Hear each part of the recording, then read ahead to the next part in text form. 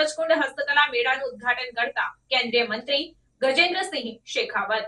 હરિયાણાના સૂરજકુંડમાં 38મો આંતરરાષ્ટ્રીય હસ્તકલા મેળો શાનદાર ઉલ્લાસ અને નવા જોશ સાથે શરૂ થયો। આ મહોત્સવનું ઉદ્ઘાટન કેન્દ્રીય મંત્રી ગજેન્દ્રસિંહ શેખાવતે કર્યું। આ મેળો ભારતની સાંસ્કૃતિક સમૃદ્ધિ અને હસ્તકલા વારસાને ઉજાગર કરવા માટે મહત્વનું મંચ છે। આ આંતરરાષ્ટ્રીય મેળામાં વિભિન્ન રાજ્યોના કારીગરો અને વિદેશી હસ્તકલાઓનો સમૂહ જોવા મળે છે। ગુજરાતની બાંધણી, રાજસ્થાનની કઢી, કાશ્મીરના કાલીન, મધ્યપ્રદેશની ગોંડ પેઇન્ટિંગ અને ઉત્તર પ્રદેશના લાકડાના રમકડા જેવા વિવિધ કલા પ્રદર્શિત કરવામાં આવ્યા છે। મેળા દરમિયાન લોકનૃત્ય, લોકગીતો, સંગીત અને પરંપરાગત વાનગીઓ પણ ખાસ આકર્ષણ છે। મુલાકાતીઓ પંજાબી લસ્સી, દક્ષિણ ભારતીય ડોસા, બિહારના લીટ્ટી ચોખા અને બંગાળની મીઠાઈઓનો આનંદ માણી શકે છે।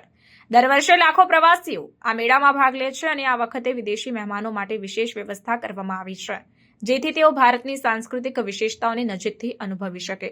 આ મેળાનો મુખ્ય ઉદ્દેશ્ય ભારતીય હસ્તકલાકારો માટે આંતરરાષ્ટ્રીય બજારના દરવાજા ખોલવા અને તેમની કલા માટે વ્યાપારની તક ઊભી કરવી છે।